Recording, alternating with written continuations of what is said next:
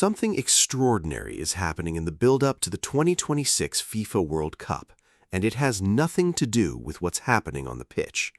While the United States prepares to host the biggest sporting event in human history, a series of political decisions made inside the White House are quietly redirecting millions of dollars, thousands of fans, and enormous global prestige away from American cities and straight into the arms of Canada. This is not a story about football. Not entirely.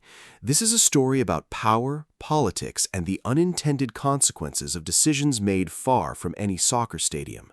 And the full picture is only now beginning to come into focus. Let's start with what the White House actually did, because the scale of it is staggering.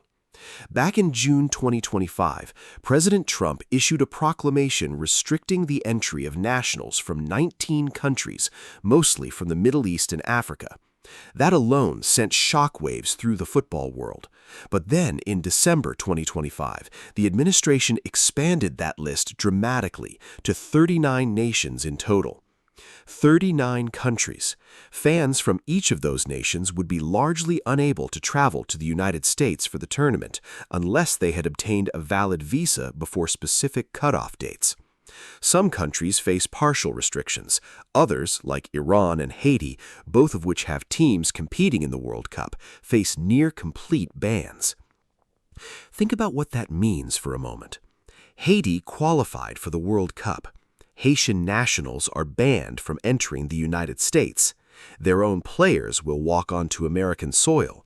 Their fans, for the most part, will not. But here is where the story takes a turn that very few people anticipated.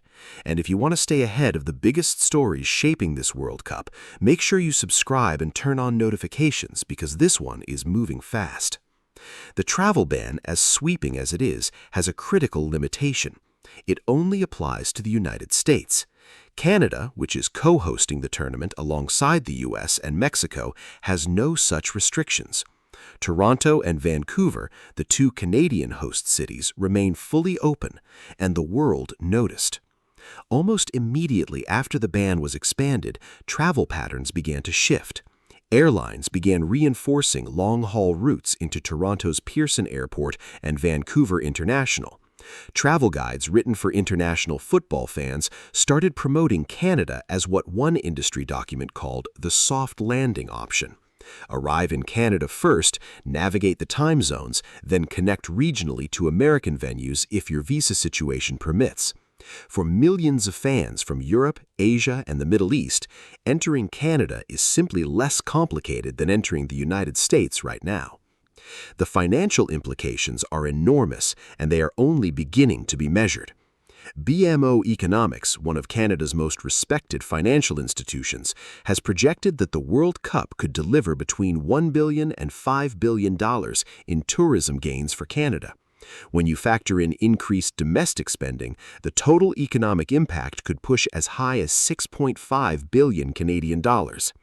Toronto and Vancouver, the two host cities, carry what BMO described as a disproportionately large share of Canada's economic exposure, meaning those cities stand to benefit more per capita than almost any venue in the entire tournament.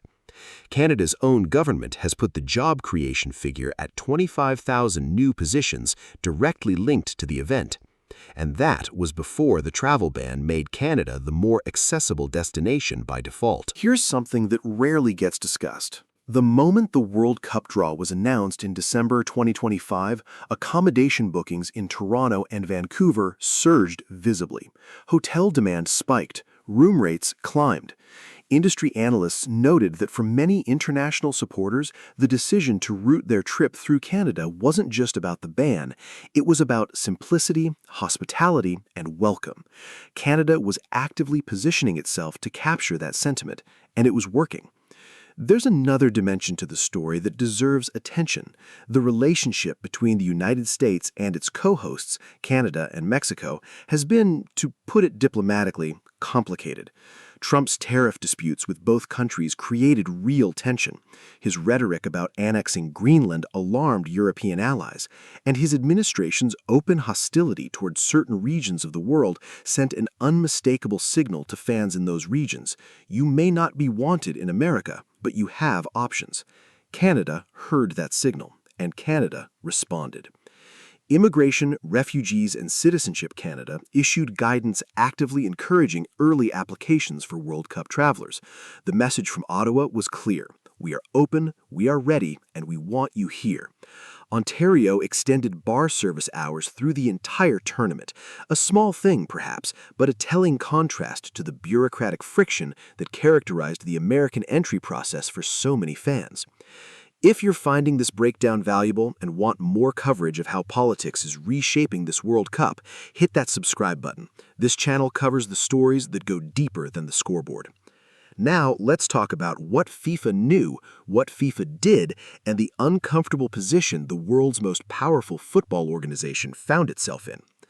FIFA president Gianni Infantino cultivated a notably warm relationship with the Trump administration. He attended the Club World Cup final in New Jersey alongside Trump in the summer of 2025. FIFA even unveiled a special peace prize widely expected to be awarded to the American president. The optics were deliberate. FIFA needed the U.S. to be the anchor of this tournament. 78 of the 104 matches were scheduled to be played on American soil. The United States was always going to capture the largest share of overall economic activity. But the travel ban created a dilemma that no amount of diplomatic goodwill could dissolve. FIFA's own foundational requirement that every qualifying nation must be guaranteed access for its players, officials, and fans was being tested in real time. The athlete exemptions held. Players and coaches from banned nations were cleared to compete. But the fans? The extended families? The ordinary supporters who had saved for years to watch their national team? For them, the gates to America remained largely closed. And that's where things became even more complicated. The American Hotel and Lodging Association released data showing that nearly 80% of hotel operators reported reservations falling behind early projections. FIFA itself had canceled or released approximately 70% of its contracted room blocks, leading to mass cancellations across U.S. host cities. The grand financial promise of the 2026 World Cup, a projected $30 billion economic impact for the United States alone, was beginning to look like a number built on assumptions that no longer held. Visa delays compounded the problem. The ESTA fee for European travelers doubled under new legislation. An unexpected oil price shock pushed airfares higher. The convergence of these pressures wasn't subtle. International demand for American World Cup travel simply stalled. Canada did not stall. Travel forecasting data showed that Toronto, Vancouver, and even Montreal, which isn't a host city but serves as a connecting hub, were being described as major gateways for long-haul arrivals from Europe and Asia. For fans making the journey from Japan, South Korea, Australia, or Morocco, routing through Canada first and then traveling to American venues was increasingly the practical choice. The economic spillover from that behavior flows directly into Canadian hotels, Canadian restaurants, Canadian transit systems, and Canadian communities. What happened next surprised many observers, because the shift wasn't only about banned countries. American fans themselves were rethinking their plans. Canada-US travel had dropped roughly 40% in the months preceding the tournament, driven by bilateral tensions and the broader political atmosphere. But the World Cup offered a potential bridge moment, a reason for cross-border enthusiasm to reassert itself. Canadian authorities were quietly encouraging Americans to consider Toronto and Vancouver as worthy destinations in their own right. Two world-class cities, two distinctive stadiums, and an atmosphere arguably more open and welcoming than many of the overtly politicized American venues.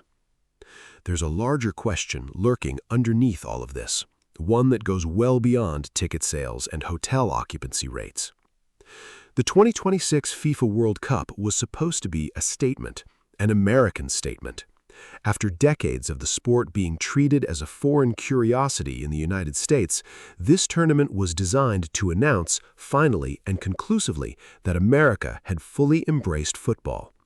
The expanded format, 48 teams, 104 matches, a record-breaking 104-game schedule, was built for maximum American exposure.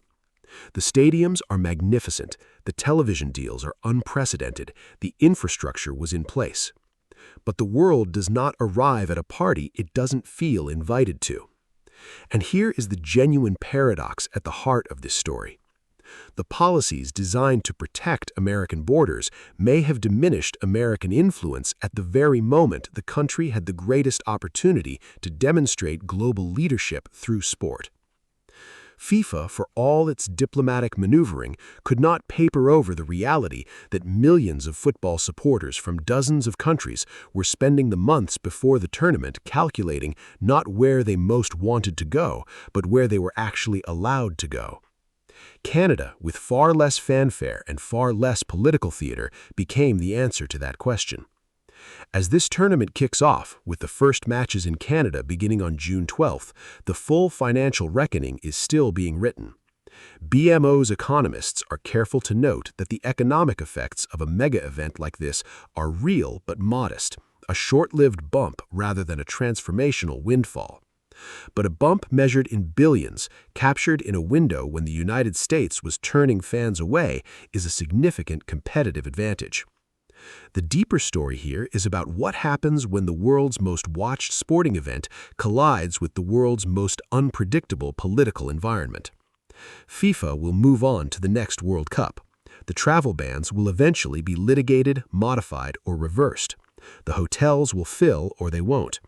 But the reputational calculus, which country felt welcoming, which country felt hostile, which city will fans remember with warmth, that calculus does not reset when the final whistle blows. If you've made it this far, I'd love to have you as a permanent part of this community. Subscribe and join tens of thousands of football fans who want the analysis that goes beyond the headlines. Canada did not ask for this opportunity. It was handed to them by circumstances entirely outside their control. Whether they fully capitalize on it, whether Toronto and Vancouver become the stories of this tournament, not just the footnotes, is still being decided in real time. But consider the broader question this moment raises for FIFA and for international football. As the world grows more politically fractured, as borders tighten and travel becomes a privilege rather than a right, what does it mean to hold a global tournament? Can a World Cup truly be a World Cup when whole nations of supporters are locked out of the host country? And if the answer is no, if fans simply migrate to the venues that will have them, what does that tell us about where the real power of this sport ultimately lives? Leave your answer in the comments below, because this conversation is just getting started.